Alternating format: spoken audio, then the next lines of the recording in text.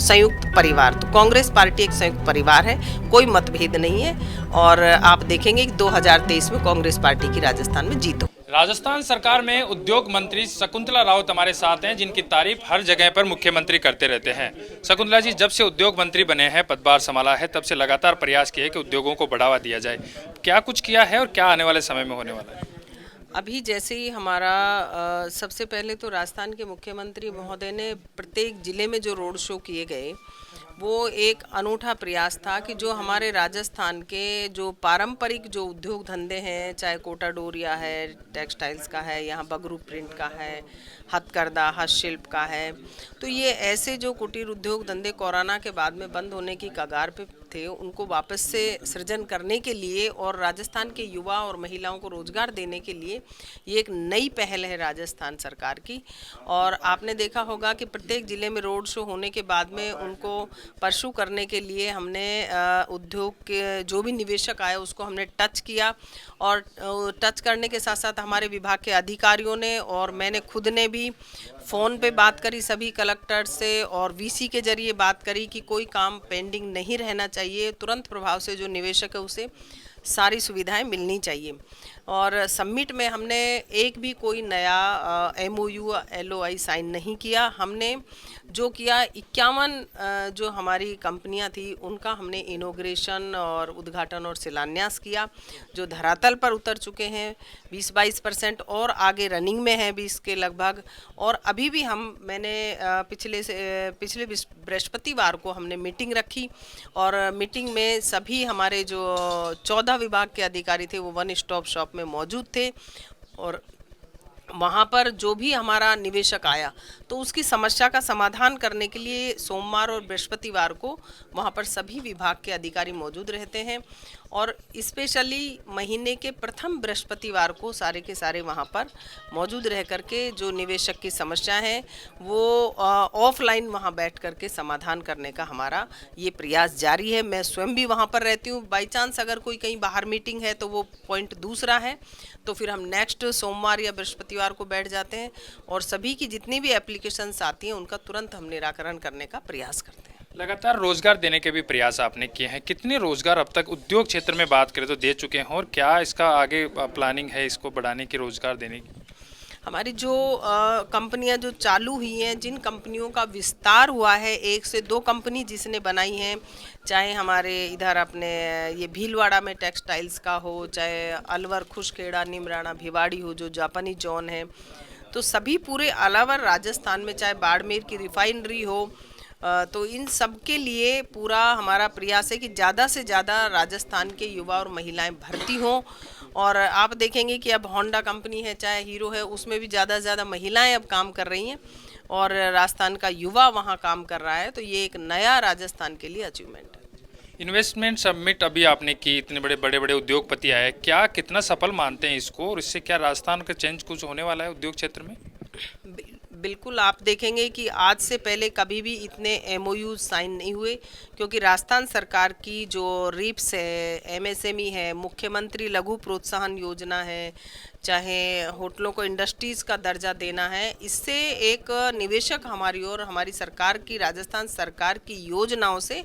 आकर्षित हो रहा है राजस्थान की ओर और ज़्यादा से ज़्यादा निवेशक यहाँ पर आ रहे हैं। आप देखेंगे थोड़े दिन में नया और भी ज़्यादा बदलाव होगा। भारत जोड़ो यात्रा कुछ समय में राजस्थान में प्रवेश करने वाली है, इसको लेकर किस तरीके की तैयारियां हैं? आज विभाकर शास्त्री जो चेयरमैन है वो भी आए थे। बिल्कुल, हमारे जो भारत जोड़ो यात्रा हो रही है, आप देख रहे हैं कि पूरे भारत देश में किस तरीके का एक नया जुड़ाव दिख रहा है लोगों का। राहुल गांधी जी जहाँ से भी जा रहे हैं वहाँ पर लोग लाखों की संख्या में आ रहे हैं कि हाँ हम आपके साथ हैं। जो भारत सरकार की जो एक महंगाई की जो सबसे बड़ी है, बेरोजगारी है, महंगाई है, आप देखेंगे कि किसी भी क्षेत्र में कोई नया काम नहीं है। ये तो धन्य हो जो पूर्व प्रधानमंत्री महोदय मनमोहन सिंह जी ने नरेगा चलाई, पूरे भारत देश में जो नरेगा कोरोना काल के बाद में, तो नरेगा अगर नहीं होता तो पता नहीं पूरे देश की क्या कंडीशन होती। ऐसी ऐसी योजनाएं जो चलाई थी, चाहे 108 की योजना हो, जननी सुरक्षा योजना है और नरेगा योजना है, तो ऐसी जो योजनाएं हैं, ऐसी ऐसी कोई प्लानिंग आप बता दीजिए। सिर्फ और सिर्फ काला धन लाने की बात हो, महंगाई को जड़ से ख़त्म करने की बात करी हो और महिलाओं के खाते में पैसे डालने की बात करी, रोजगार देने की बात करी, कहाँ युवाओं को रोजगार दिया, कहाँ महिलाओं के खाते में पैसा, काला धन गोरा धन कोई धनवन नहीं आया। सिर्फ और सिर्फ एक कहना चाहिए कि महंगाई आज देखिए, जो एक घरेलू महिला से आप बात करके देखिए कि जो सिलेंडर मात्र 400 450 रुपये का आता था वो आज 1000 के ऊपर हो गया है। और डीजल पेट्रोल आप देखिए, चाहे अपनी जो और अन्य वस्तुएं उन पे देखिए, महंगाई हो, जीएसटी, इतना मतलब खतरनाक तरीके से पूरा देश महंगाई से त्रस्त है। भारत जोड़ो यात्रा में आकर के किस तरह से एक जुड़ाव हो रहा है, ऑटोमेटिक व्यक्ति आकर के वहाँ उस यात्रा में पैदल चलने को तैयार है, सैकड़ों किलोमीटर पैदल चल रहा है। ये भारत सरकार की महंगाई से तंग आकर के जनता सड़क पे आ रही है कांग्रेस पार्टी के साथ। देवस्थान विभाग भी आपके पास है, उसमें क्या कुछ नए काम होने जा रहे हैं? देवस्थान विभाग की मैंने जो सबसे पहला तो हमने एक ये नया किया है कि क्यूआर कोड, अभी उसका एक्सपेरिमेंट हमने किया है, चालू कर दिया। और जो हमारी वरिष्ठ नागरिक यात्रा है, मुख्यमंत्री महोदय ने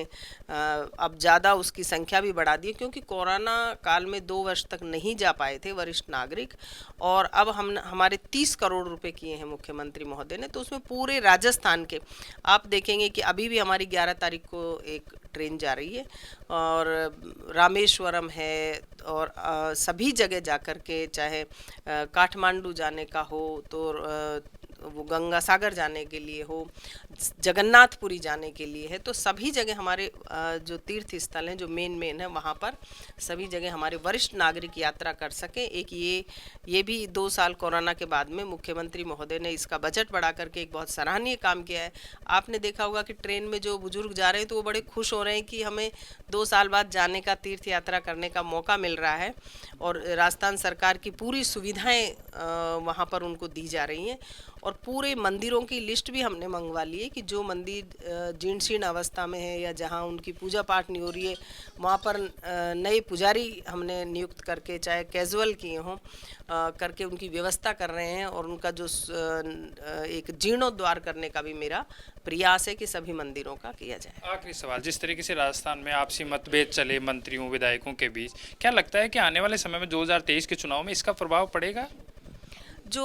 बड़ा परिवार होता है, साझे का घर परिवार होता है, जिसमें आप देखते हैं कि पूरी फैमिली एक कंबाइंड रहती है, तो वहाँ पर कुछ ना कुछ आपस में परिवार में चलता है, लेकिन उसका नाम होता है परिवार, संयुक्त परिवार। तो कांग्रेस पार्टी एक संयुक्त परिवार है, कोई मतभेद नहीं है, और आप देखेंगे कि 2023 में कांग्रेस पार्टी की राजस्थान में जीत होगी। ये थे हमारे साथ राजस्थान सरकार की उद्योग मंत्री शकुंतला रावत, जिन्होंने कहा कि पहले हमने उद्योग में जिस तरीके से नए आयाम स्थापित किए हैं, अब रोजगार देने के भी काम लगातार किए हैं, और आगे आने वाले समय में राजस्थान 2023 में सरकार रिपीट करेगी। कैमरामैन देवेंद्र के साथ सागर चौधरी, महानगर टाइम्स के लिए, जयपुर, राजस्थान।